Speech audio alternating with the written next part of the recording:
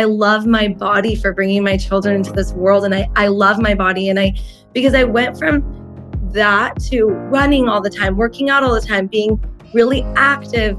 And so I was, yes, healed or whatever, but I was still always very conscious of getting my workout in every single day. And you and I have talked about this, but I felt like if I didn't work out, it was not good. Like no one wanted to be around me. And now, I mean, I'm not saying it's good. I don't remember, like I haven't been to yoga in a couple of weeks. Like I've only gone on a few walks with my dog, right?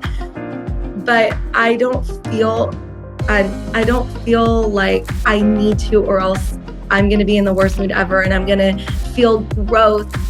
Nikki Bostwick is the founder of The Fullest and host of the Nikki Bostwick Unfiltered Podcast. The Fullest is a certified public benefit corporation with a saffron-based product line dedicated to sharing the mental health benefits of saffron supplementation. Nikki is passionate about educating others on holistic living and incorporates a combination of modern wellness treatments and time-tested ancient healing practices to educate others on reaching optimal well-being. She's also a business owner and a mom, and today's convo goes unfiltered. Nikki, I figured we might as well just hit record because we could chat for like an hour before even having the podcast. But I just want to welcome you to the show and thank you for spending the morning with me. Thank you for having me. I'm so excited to chat with you and be on the other side. I guess we've done this once on mine. I know. Yeah. So if you guys want to see an interview that Nikki interviewed me on the Fullest podcast, you can head over to that. So I'm just going to intro you. You are the founder of The Fullest. You've pretty much been the pioneer bringing saffron here to the United States as a supplement and as a caffeine-free latte powder. You know, all the benefits of this like ancient healing herb, I guess, spice. And you're here to share it and kind of get aligned with your, you know, like your heritage and who you are and just bring those benefits to all of us. And that's how we met way back in the day, prior to having multiple children and starting product companies and all of that. So I just, I want to kind of get our listeners up to date. Like, how did this come about for you? What inspired you to start The Fullest? I was really inspired because I had my own health journey. Basically, my whole life, I was kind of searching for ways to tap in because I had a really traumatic, my parents are great and I'm very close with them, but I had a very traumatic upbringing. My parents had an arranged marriage and they just never got along. And I found myself finding yoga one day and it really helped heal a lot of self-confidence issues I had. And from yoga, I started looking into eating more holistically. And then I became very passionate about it because it was one avenue where I felt I was very fulfilled. And then I knew I wanted to have a business where I shared the information that I learned with others. And that's how The Fullest started because I felt so blessed and so full of gratitude that I could focus on myself because my parents, they immigrated here from Iran. They were still in survival mode. My mom's dad was executed during the Iranian Revolution when she was 12. My dad came here with nothing. And so they were always working really hard. They showed me the importance of, you know, having a really good work ethic and they're very educated, but they never really took the time to focus on their own trauma and healing. And so I felt, okay, well, I'm really lucky. I have that foundation. I have the ability to share what I've learned in terms of generational healing and trauma with others and how it's intertwined with our health and what we eat and the way we think and the way we move. And so I started The Fullest. It was strictly just a content platform. I knew I wanted products part of it, but I didn't know what it was. I just started out sharing other people's products and I had a little pop-up, but our number one selling product was a turmeric latte. And people would walk in and they already knew turmeric is an anti-inflammatory. I'm just going to get that. I'm going to pour it in my drink and I'm going to move on. And I was thinking about it and I said, you know, no one knows about saffron. And at the time I went to culinary school for plant-based food at Matthew Kenny Culinary. So I learned how to formulate. And during my time at Matthew Kenny Culinary, I used saffron and shared about it with my class and created a separate business like an ice cream business that was like part of a project we had to do. So I was already incorporating it. And I knew that just from being around my family and learning about traditional Persian medicine, that saffron's really great for mood. I just didn't know the extent of it. I knew that it's great, but science at the time, I hadn't come across science that had really proven the dosage. So as I was kind of starting the Fullest and kind of thinking about what products I wanted to launch, and this idea of a saffron latte came to mind, I started also researching about the benefits when it comes to mood and found that they've done so much research and double-blind placebo studies that have found that it's just as effective as fluoxetine, which is the generic form of Prozac. And they found the dosage. So like in Persian cooking, and my mom puts saffron in everything and a lot of it. So I just grew up eating a lot of it, but it still wasn't the therapeutic dose. So a therapeutic dose is 30 milligrams. It's actually not that much. And I'm sure, like curcumin, if you want that from a turmeric, you need 400 milligrams. So a lot more. So with saffron, you don't need as much to feel the benefits, but it's still way more than what people are using because it's such an expensive spice. Mm-hmm. And so I started, formulating a latte with a therapeutic dose that was using the science, but also incorporating the ancient Ayurveda and Chinese medicine dosages because they use a higher dose. And the higher dose made sense for a latte because you kind of want to like really feel and taste the saffron in a beverage form. So our latte has 150 milligrams. It took me a while to formulate. But as I was formulating, I was so excited to find out just the benefits from new moms. And I had just given birth to my son. And it just all really aligned. And at that, everything kind of felt like it came together for me because of my background. And it felt very authentic for me to share this with people. I felt that I had an education component to my company already. So that's kind of how the product line came to be and how the Fullest came to be. And another, I know I'll get into it, but the other thing is I found out I had ADHD in college and I was always on the search for something outside of Adderall because I took Adderall for a long time and my college would prescribe it to me. I would get it from the school. And one time they had a shortage and I realized it wasn't like getting to the root cause. Mm-hmm. And so when I started incorporating saffron, that really started helping me get to the root cause of just supporting what I was lacking. A lot of times, serotonin and dopamine do have to do with that. It has to do with anxiety, depression, and ADHD. And saffron is supporting gut health and helping with your inflammation in the gut so that you can produce the right amount for your body because 90% of your serotonin is made in your gut. So you're healing your body. So you're not causing this like addiction to it. At the same time, you're taking it, it's helping you, but you're doing something to help with the root cause. So that was really exciting for me and something I use it for because I need it being a mom and having a business and all the things. Definitely. Well, I want to unpack all of this. I want to go back to your mention of the double blind placebo study. Can you talk a little bit about what some of the outcomes were in regards to like the clinical dose of saffron? And was that study based on the 30 milligrams or the 150 milligrams? That study was based on 30 milligrams. What they found was 30 milligrams was just as effective as 20 milligrams of fluoxetine. Okay. So they also found, this is really interesting. One of my favorite aspects about saffron is that saffron started working within an hour of consumption.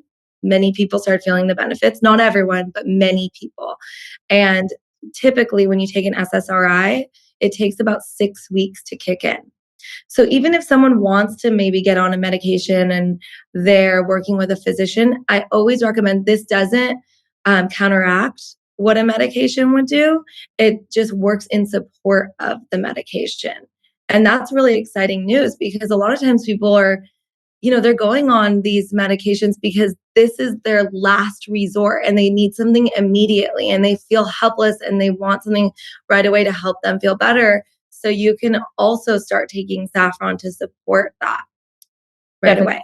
Well, I love giving my audience like alternatives to what, maybe traditional medicine would recommend right away. So I just have to say, I really appreciate having alternatives, right? I mean, you'll go to a physician, Western medicine physician, and a lot of times prescriptions are the easiest and fastest way for them to make you feel better, but they might not have this research and majority of them don't. So I just love having the opportunity to share this because I think it's interesting. And whether it's saffron for someone or rhodiola or ashwagandha, or you have to find what's right for you and what's working for you. But that active onset time of just an hour is a really easy way to find out if it works for you, which is so fascinating and just really exciting too.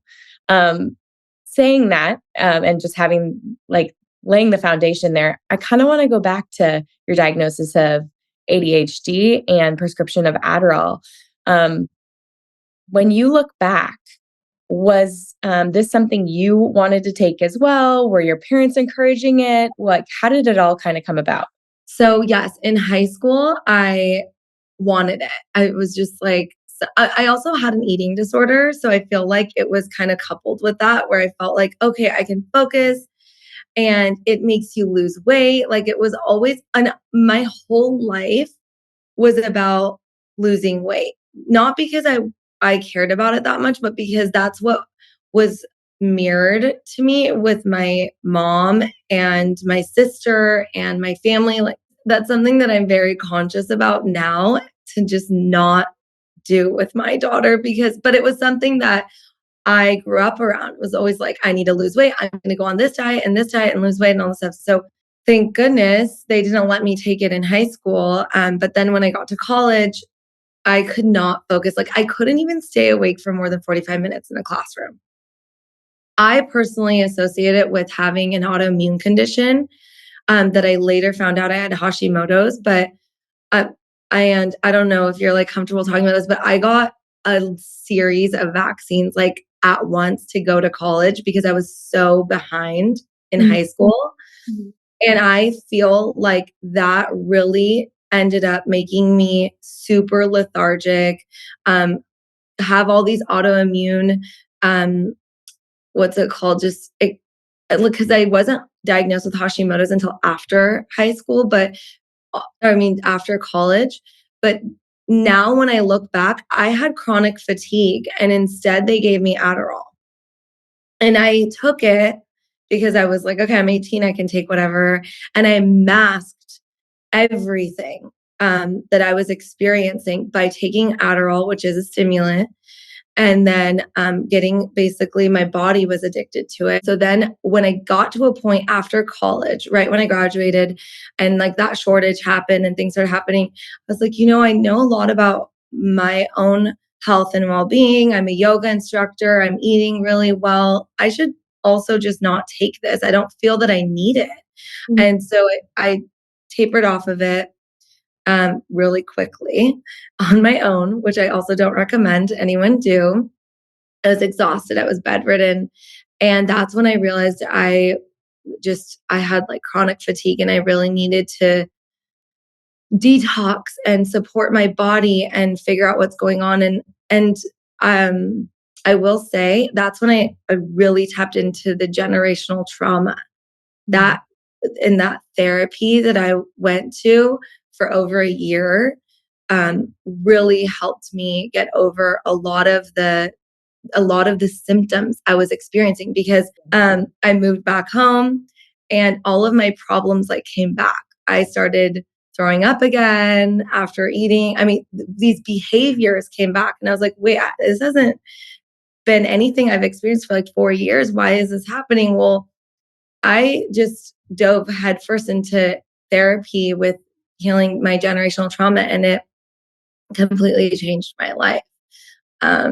Things that, it was really, really special. And I'm so grateful. It was over a decade ago when I feel like it was still so new and people weren't talking about it as much. And this was someone who supported my entire family. It just so happened that we all ended up finding this doctor and we all went, my mom, my dad, my sister, all of us. Wow. And my parents are divorced now, but as a family, we went through this experience together and it was very, very healing. Well, first I want to address the fact that like self-advocacy is so important. No matter whether you were born and raised here, or you're an immigrant, or your parents are immigrants, and it all can feel very overwhelming, and you're outsourcing your intuition to Western medicine doctors, to your government, to whoever, your neighbor, your teacher, and it's really hard to silence the noise and go inside and say, what do I need? What feels right for me, and everyone has their own experience. So what you went through, having multiple vaccinations, going to college, taking your generational trauma with you, getting dosed Adderall, like we all are a lot of times in moments of stress. I feel like we reach outside of ourselves for quick fix, band-aids, whatever it is, without going like, why is this really happening? And how can I get to the root cause? And what's so interesting is that you went down the road of eating healthy. You became a yoga instructor. You had the aha moment of saying like, I guess I really don't need this. I'll call it an amphetamine, Adderall. Yeah. And then you moved home, and you would think like, okay, like I've addressed this like holistic way of healing. But the reality was you dove right back into all the pain and trauma that had you, reaching outside of yourself, whether that like was being bulimic or controlling how you ate and having these external goals to feel whole, when the reality was you needed to kind of crack open the code of whatever was going wrong with your family. So can you explain what is a generational trauma? What does generational healing look like? And how did you convince your family to join you in this journey? Yes, I had a tendency to always run away from my problems. And that happened at an early age. Like if there was conflict in the home, I would just leave and go play with my friends or go to my friend's house. And I never dealt with it. And that is exactly what happened. The fighting in my family got so bad. I just felt like I needed to leave, partly and most likely mainly to run away. Mm-hmm. So yes, when I came back, my sister never left, and she's older than me. So she instead stayed, and she had her own set of trauma she was dealing with. And she was anorexic. She ended up on like 13 different medications. Mm-hmm. But with her, they found this doctor, and that's how they ended up finding him, because he was Persian and someone just recommended him. It was almost like an intervention. It started out because of her. But then he was like, no, she's not like the problem child. Like, you guys are all causing this trauma to happen. And it's also because of other issues, underlying issues that haven't been dealt with. It was so like difficult to sit in this therapy session with this man, because and there are different ways to support people with generational healing. So I'm going to explain his method. This particular man, he would have you come and sit in his office, and then you would guide him almost through like a death of a family member. So like your mom is now dead.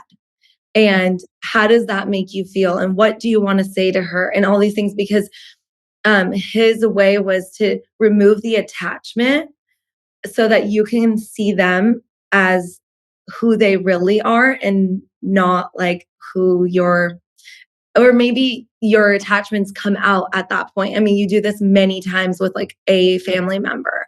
And then you start to say, for me, it's like with my mom, for example, it would be like, oh my gosh, you went through so much as a 12-year-old girl, and your father was executed, and then you were in the Iran-Iraq war, and you were just like in a shelter waiting to be bombed. This is like her actual reality. And then 2 years later, you just get sent off to get married to this man. And of course, you're not going to be as present of a mother as I expected you to be. But instead, at the time, I was just judging my mom because I was mad at her for not being the present mother I wanted her to be. And I would never be that type of mother to my own children. And, I was just judging her. So when you go back to being able to see them for who they are, and you're able to bring all of that up, then you're also able to acknowledge, like, I experienced that when I was in her womb. And those are things that, it just goes on and on. And so, same thing with my dad. I mean, there's so many personal things that, I don't necessarily want to share because they're not mine to share, but their dynamic um, made it so my sister and I felt like we had no foundation. And so going through that made our family so much closer and made us see them for who they are. And they're just people and they're just trying to survive. And their love is so big. And to realize that we're not here to please them, right? Because as children, you want to please them. And you think that if you were a good child, maybe they would stay together, or whatever it is that children take on. And I think for my sister and I, we just like self-medicated because we felt so much pain that we didn't acknowledge that we were aware of. And I want to say that, like, it's almost like an addiction when you're like aware of, maybe you're an alcoholic, maybe these things, you're aware of it, but what is it that we can start to unpack? What are these layers that we can start to unwind and share and experience? And that's the other thing, is you start to experience your body and how it feels in your body. Where do I feel this? And you start to build that awareness in your body where you're harnessing the pain and emotions that you've had all of your life, but you didn't know. He called himself like a surgeon of like emotional trauma. I think it's really fascinating because there are so many modalities and things that people are reaching for now, which I'm completely open to, whether that's EMDR or psychedelics or ketamine. I mean, like, people are going down deep rabbit holes to access trauma and pain. But I love this. I actually haven't heard of that type of therapy, but it makes a lot of sense because you're bringing in compassion and empathy for a person that has caused you a lot of pain, and that causes that to do that, you need to have a lot of forgiveness. And Yeah. forgiveness, it's probably a way for him to short circuit to forgiveness. Yeah. Is that he's taken that person to a place where they can't hurt you anymore or cause pain to you or have an emotional charge because they're no longer with us. Wow, Exactly. powerful. But That's so many people are, I mean, one last thing about it is a lot of people aren't able to even get to that point where that person has passed away. So they have a lot of tension in the session, and they completely refuse. Like with my mom, she shares this all the time. So I feel that I can share this. Like, she was never able to get to that point with my dad. And she told me all the time it was because she finally one day realized that my dad reminded her of her own dad. So she could never do it. And then she could never get past that wall. And so there are things that block you from getting there. And then you become aware of like what that is or who that person represents. And maybe they represent another person that you're tied to. And that's why the trauma just continues. Like my parents, they were planning on divorcing since they told me at the age of like 7. And their divorce was finalized in 2021. wow. So, I mean, I'm 33 years old. It took a long time. And it was because these like karmic connections and these attachments of like someone representing someone else that you were close with, and like you could never cut the ties. It's crazy. I love all of this stuff. And I find so much healing in hearing other people's stories as well. So I'm grateful to be able to share it here because um, it's so important to just dive deep, and the work is never done, but not in a way of being fearful. As a mom, I wanted to do that before I had children. I was like, okay, I'm going to just dive super deep into all this therapy and I'm going to like heal all of it. And then I'm going to have kids and it's all going to be like perfect. And then you have kids and you're like, oh my gosh, you are triggering me. And what is going on? And why am I being triggered? And then it's like, okay, go back to what this means. Right. Wow. I mean, it things, I think you want to be able to wrap things up in a pretty bow and be like, I'm done with that. But it's going to continue to come up for you, especially as you have your own children, because it's a mirror image of like when you were a child with your parents. I just want to commend you for just even taking the leap and going there. When you think about being bulimic, and having an eating disorder, and really kind of like trying to self-medicate with those types of things, how has your journey been with that, and how did generational healing support that? It all came down to a lack of self-love for me. And I knew that because when I met my husband, we met when I was 16, and I had probably been bulimic for like a year and a half. And immediately I stopped. Like completely stopped. And then he also went to Oregon for college. He went first, and then I would go visit him and whatever. And then when I came back, I started being bulimic again. So I realized, I thought it was totally over and it healed, but the love that we had was, and still have, was so healing for me, because he just loved me so much that I finally was like accepting that I'm lovable. And so it was very healing for me, but I still needed to do the work, because I came back and I was like, wait, I thought this was done. Well, no, because I needed to accept within myself that I love myself, not that I'm just lovable, but I love myself. And my mom felt unloved in her marriage.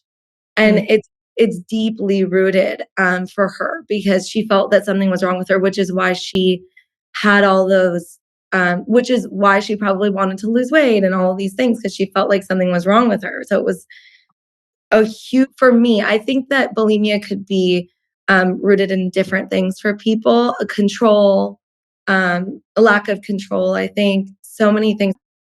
But predominantly it was this lack of self-love and feeling loved. And so I never went farther than her, because it felt, my grandma, like none of them really were like that. I would say they came with their own trauma that I inherited.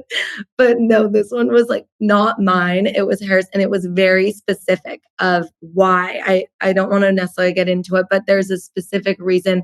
But they didn't have let's just say my dad wasn't a very loyal husband. So that's also why. So she would get like phone calls, and then he's the best dad, but not necessarily someone I'd want to marry and be in a partnership with. He's not meant to be in a monogamous relationship, probably. So anyways, she had that experience, and I took that on. And my sister did too. But when I had I would say like I really worked on it and it felt healed. And that period of time when I came back, that was a very short-lived period for me, like just a few months. But it was very intense, and it really took me to my knees. But I would say it wasn't until I had my son that I had this deep love and appreciation for my body. It's like something I can't even believe I ever went through, because I'm like, I just love I love my children, and of course not saying other people don't, but I love my body for bringing my children into this world. And I love my body. Because I went from that to running all the time, working out all the time, being really active. And so I was, yes, healed or whatever, but I felt like if I didn't work out, it was not good. Like no one wanted to be around me. And now, I mean, I'm not saying it's good. I don't remember, like, I haven't been to yoga in a couple weeks. Like, I've only gone on a few walks with my dog, right? But I don't feel like I need to, or else I'm going to be in the worst mood ever, and I'm going to feel gross. Like I ate a Thanksgiving meal and I'm bloated and all this stuff. Like I still feel really great in my skin and in my body. And I want to share this with everyone, because I am so grateful to be in the position that I am, to have that appreciation and not feel that there's something I need to fix, or if I don't work out, I'm going to gain weight. If I don't do this, then something's going to be wrong with me. I just want to go to yoga because I've had like back problems from nursing, basically.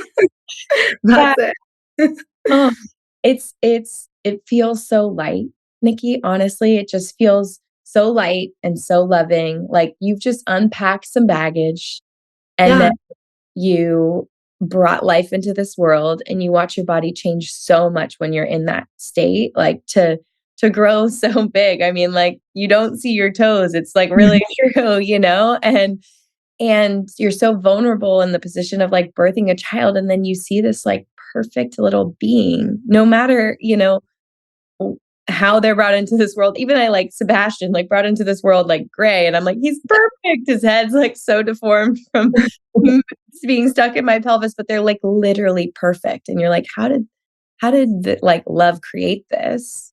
I And know. and it's so I'm talking about the fullest. It's like the fullest you'll feel full of love, and what I feel like I don't know, I feel the same way as you when it comes to like post birth. Like I feel really strong right now. This is probably the strongest I felt in any of my postpartums just because I have the space and time to like really kind of give back to myself a little bit more. But my stomach's been stretched 3 times. Like it's hanging. Like I should probably do like a post of it. Like my muscles are tight underneath, but it's just like, hey, like we're like a Roman shade. But it's amazing because it's like I actually like don't care. Like Yeah, it's really freeing. It's really, really freeing because you're just like, all right, cool. Can we scoot? Can we ski? Can we go for a walk? Like, can we ride the slide at the park? Like you just it's a different reality and it's just really so lovely. And so when it comes to like taking care of yourself, it is about, hey, can I get to yoga for my mental health? And because I want to flow to good music next to some other moms and like dads and like people who yeah, are just trying to like do good for themselves. Like it's a totally different experience and such it's a beautiful one. yeah, Okay, but speaking of this though, because you mentioned it previously, like societal norms and societal expectations of like what a what a woman's supposed to look like, what a businesswoman's supposed to look, what a mom and business owner is supposed to look like, act like, what is their day supposed to be like that, what society places on each of us is really heavy. It's like we're working on dropping baggage. yeah. Getting shoved a whole they're like, "Here's a few more rolly bags," right? Just like leave them at I the train know. station. Can we talk a little bit about how you interact with social media, the world around you, the pressures of competition, being a female entrepreneur, and like keep your sanity? Yeah, it's complicated. Um, I just feel like staying home and being with them is such a priority for me. And having to go to work is for me, like I used to work out of the house and I love that. But my house is just not conducive to that. I don't have a space. I would work at the dining table. So as my children have gotten older, I've realized I really need a separate space. And I've tried to kind of stick to a 4-hour workday Mhm, where I'm really, really productive. And mhm. then I feel like I have the capacity to do other things or go home and be there with the kids and hang out and be present with them.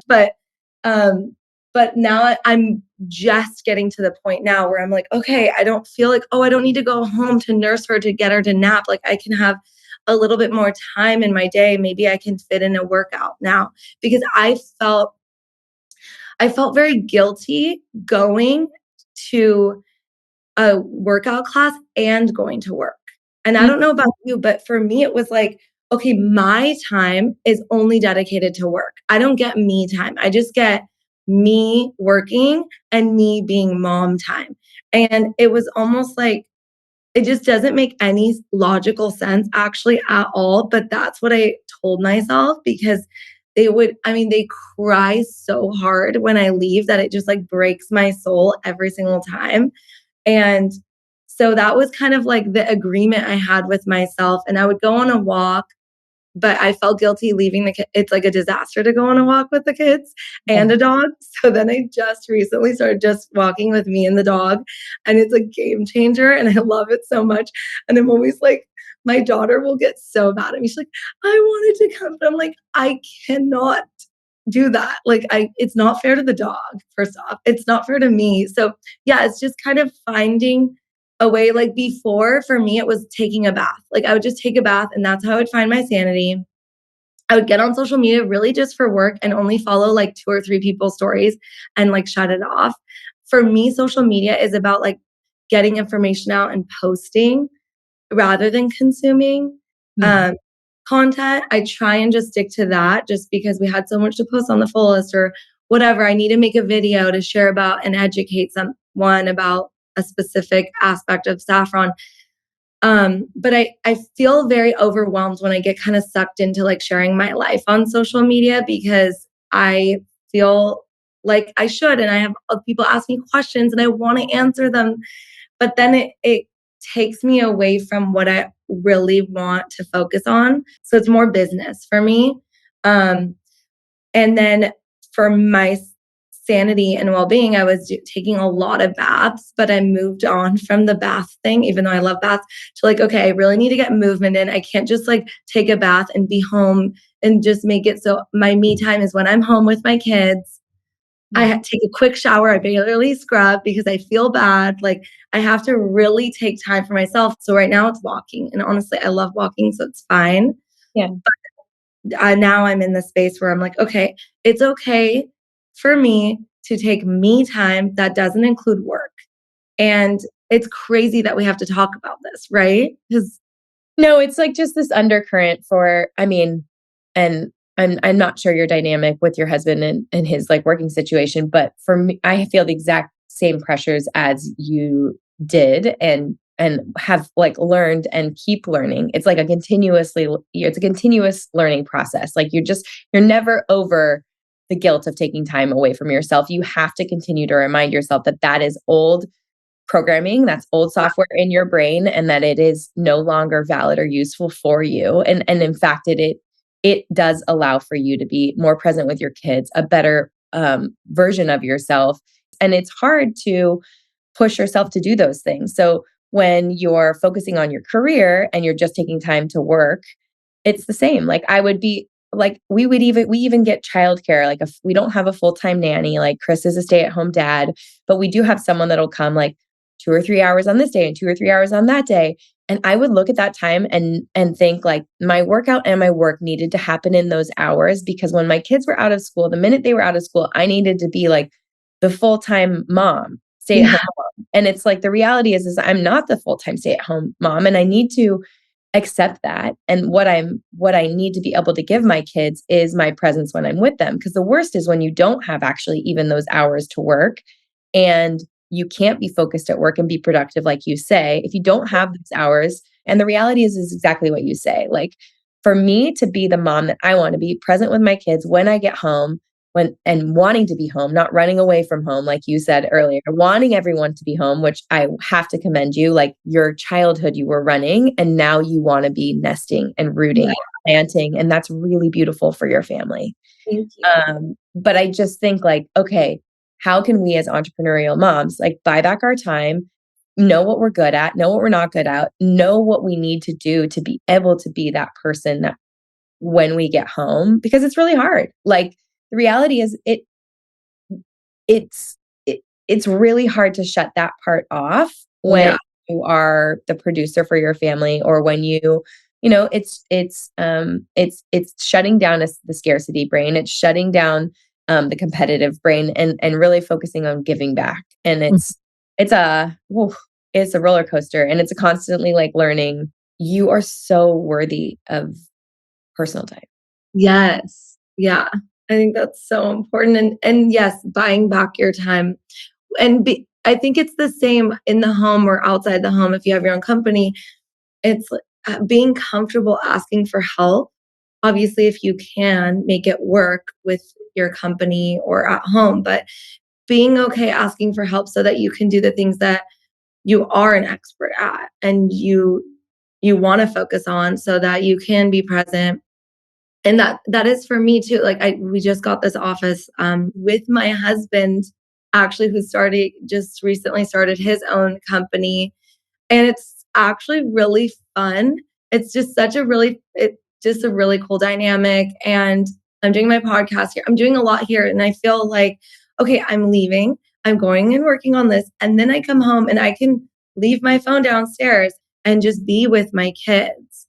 And it's crazy how hard it is to do that. But the other thing I was going to say to add to what you said, not only are you trying to turn off that side of your brain and be the mom that's nurturing and available and present and giving and doing all the other stuff, you're also dealing with all these hormones. And then that's crazy when you have hormones that are just like all over the place. Not that they're all over the place, but yes, you're going through a pregnancy and then postpartum and nursing, and you're also going through a lot in your mind, in your body, and it's okay as long as we can kind of find our center again quickly. And that's obviously the idea. The quicker we can come back to ourselves, the better. Definitely.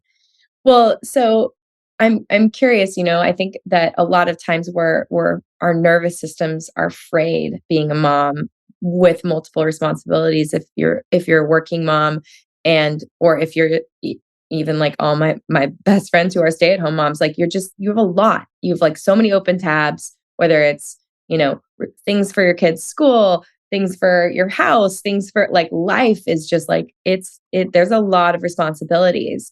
And we talked about this before the podcast started, like sometimes having clarity and getting clear on like a strike mission, I'd call it, like for your business, for your brand, for your life, like what are your non-negotiables? What do you really need? Like sometimes we get spread so thin because we're trying to do everything for everyone and we're trying to be everything with our business and offer all of these things, but it's very hard to do because like, as an entrepreneur and watching other entrepreneurs do all these other things. I have an app now. I have a this now. I have a that.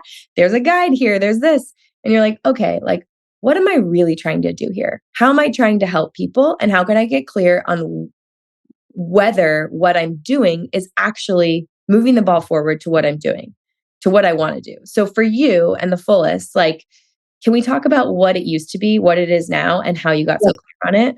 Yes. Okay. So it all of that ties back to your intuition, right? And what even your intuition serving you in your personal life and on your own health journey is the same, the way I view it with business too. Going back to your mission, your intuition on why you started this and what your goal is will always help you make the best decision. And for me, I started the Fullest, I shared earlier, because I was so passionate about sharing alternative wellness philosophies and therapies, and for me, I wanted to integrate the emotional aspect and psychosomatic aspect along with the yoga and movement aspect and nutrition aspect. So that's what the Fullest started out as, like a publication. Then we had a podcast, other people's products, and then it turned into our own product line that is the saffron products along with our podcast and publication. But then the way I saw saffron was very similar to the way other brands launched CBD products. Saffron and CBD work very similarly. They both work with the endocannabinoid system. So that's why they're both really great alternative therapies, or you can say for everything from topical use to internal use. Saffron really works well to support people with eczema, rosacea, skin issues, internal imbalances, mental health, like I said, gut imbalances, all of these things, memory, Alzheimer's. So it was like a miracle spice that I wanted to offer to people in various forms. So yes, I have the powder. Yes, I have the capsule, but I also have still have, but for very low, baths. And we had like a really fun tincture that I love, and I just make it at home now. That was like an barberry, elderberry, saffron, honey. So we were just kind of trying to bring saffron to people in different ways until one day I talked to this woman, and she goes by she, they, but their name is Moj, and she is Gwyneth Paltrow's business partner. So I got like my dream meeting basically, because I was like, oh my gosh, Goop gets it. At this point, I had like vaginal steaming herbs because I'm so passionate about, I felt like I was building a women's wellness brand that was a little different than just supplements all the time. So I had a call with her and she was like, oh my gosh, we love this. They said, we love vaginal steaming. We love all of these things. I'm going to try all the products. This sounds great and right up our alley. Then we had another call and they were like, we love this so much, but you're going about it completely wrong. And you should only have one product and it should be like seed or like seed probiotics or athletic greens. And I was like, no. I mean, I was so it was like someone stabbed me in the stomach like 30 times. And I could not believe it, the way that it made me feel, because she said everything that I intuitively knew that I needed to hear, but I refused to hear until she said it in a very beautiful way. And I was like, okay, I'm going to make the most difficult decision. I've poured my heart and my soul into these products, into trademarking them, into like so many things I've done. And the other thing she said, she was like, we don't want another goop. Cut the podcast, cut the blog, cut the community. And I was like, what do you mean? Like, I love the community. But for me, it made sense to separate the two because of the path I was going down. I was going to go down this path where saffron is for everyone. It's not just for women.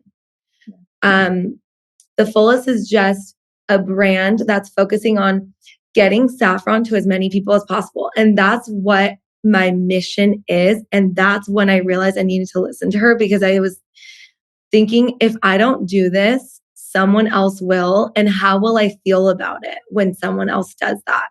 Because at the end of the day, I want people to know that there is an effective alternative out there. And so many families reach out that want this for their children. I mean, think of all the children whose parents, I mean, that was me. My parents, if they knew that saffron was not just a mood booster, but it also was like helping heal ADHD, they would have been like, take the saffron.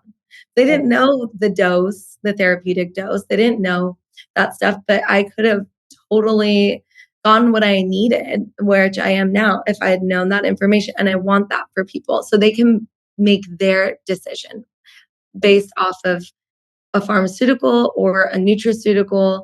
And it's not that I'm making that decision for them. It's that they feel that they have all the things that they need to make what's right for them, the decision that's right for them. So anyways, I realized if I went down that path, I don't need an investor, which means I can be a more present mom. I can work for just 4 hours a day and not feel guilty, not just have mom guilt, but then have like guilt because of my investors. Mm-hmm. And I don't regret that, but I think maybe for the time and place that I was in, it made sense, and the connections I made, and there was so much that went along with it that I love and won't regret. But I'm so grateful to be very focused in my mission. And I've noticed that with me being super focused, my customers are aware of that and convert more. They come to our website and they're not like, wait, I'm going to read an article to this or do podcast. Just our website to buy something. And that is good for me because ultimately I'm taking time away from my children to do this. And that was the other thing. I was like, if I'm going to take time away from my children to do something, I want it to be very successful and support our family and to the best that it can. And that made the most sense. And I'm so grateful for her advice. And I got really creative and started working with influencers and affiliates and in different forms so that, because to this day, we haven't done any paid advertising. And that feels really good to say.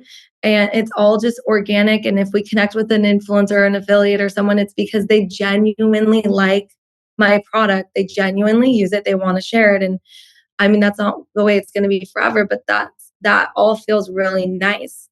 So yeah, I'm really passionate about women staying focused so that we can be effective and be able to do all the things we want in a different capacity because we were finally focused enough to make something work and be successful. So Oh, yeah.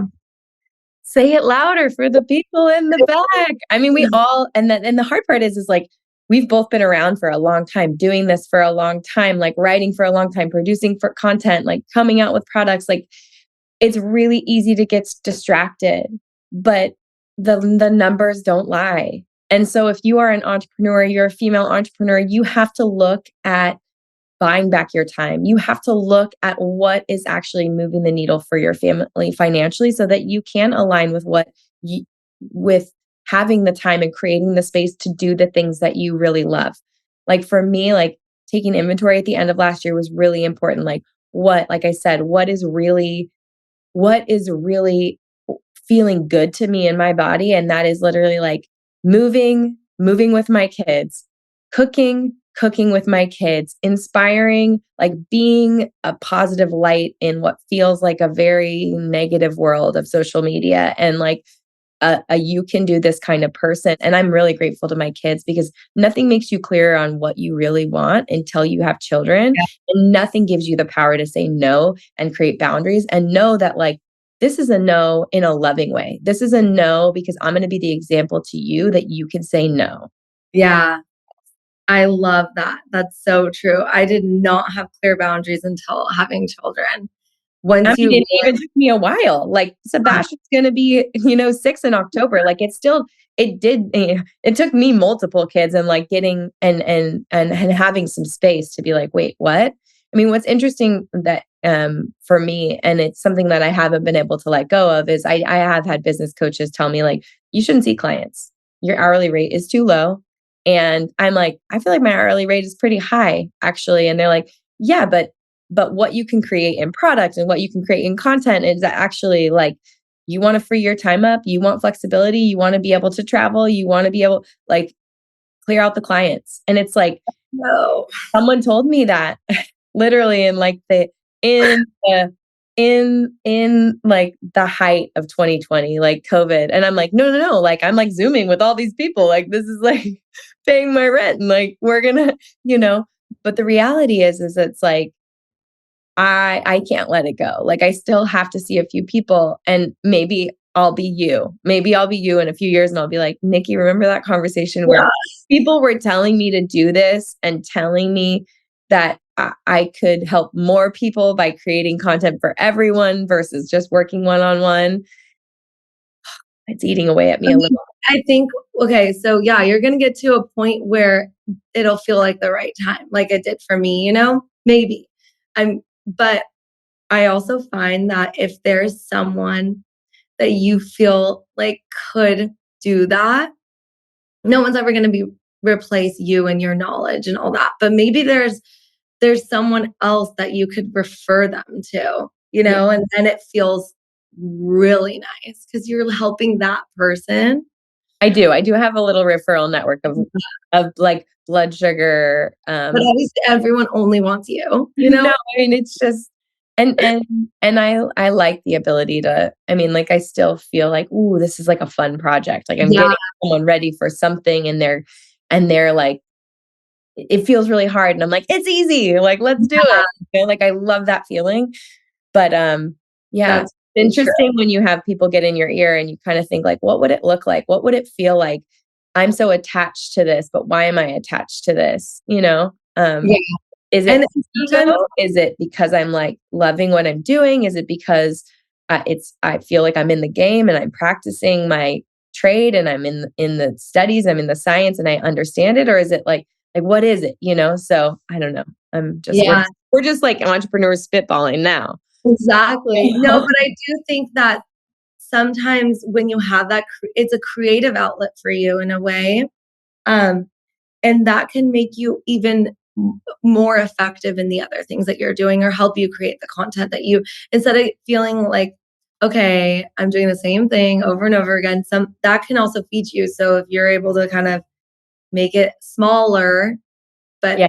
I still have that, right? I mean, I'm still doing my podcast. It's just not under that brand. So I feel like it's all just whatever you want. which is fun. Oh, so many takeaways today, really, truly. Like, if you're an entrepreneur, focus, focus, focus. The numbers don't lie. If you are a mom, your personal work time when someone's supporting you and taking care of your kids, you do not have to fit your workout in there. You can ask for more time. You can ask for more help. When it comes to healthcare, Western healthcare, be a self advocate. Like, really look further beyond pharmaceuticals, get to the root cause, ask questions, stand up for yourself. Like, do not let people fearmonger you into making decisions about your health. There are other options. And when you've exhausted them, if that's what you fall back on, great. You know you best. And I think, love hard. Have those babies, love them hard. Yeah. Nurse them as long as you can if that's available to you and it feels like something, a nice, for me, I know for both of us, it was hard with Sebastian at first, but that became such a dose of oxytocin and love. So I totally can imagine what little hormonal roller coaster you're on, Nikki. This was just so amazing. Thank you for sharing your story on generational healing too. I think for a lot of us, it's especially, I know, post-holiday now, but like going back to your parents' house for whatever it is, you're like, you can feel, you're like, someone have a cake knife? Yeah. Like, the tension, right? You're like, oh, and everyone goes back to their old patterns. I'm like, am I 17? Like, I feel like I'm in high school right now. What is happening? Being told what to do. Love you, Mom. But yeah, it's good. It's really, really good. Thank you. This was a fun conversation, Nikki. Thank Truly, you. truly. You guys, I'm going to put a link to the Fullest in show notes. I love your saffron latte. That's my favorite way to take it. You are the original. You're the goods. So if you guys are interested in checking out saffron, definitely head to the Fullest Nikki's site first. Give that a try and let us know how you feel. Throw notes in the blog post and let us know if it worked for you, or in YouTube. Thanks, Nikki. Thank you so much, Kelly. Where can people follow along and find their saffron? Oh yeah. So follow the Fullest Co on Instagram and TikTok, even though I'm not on there, someone's managing that. And then Nikki Bostwick is my personal Instagram. And thefullest.com is where you'll find it, just like Kelly said. So thank you so much. Check it out. It's great and safe for everyone, all ages, all genders, just not while you're pregnant. Okay. That's the only caveat. Thank you. Thank you.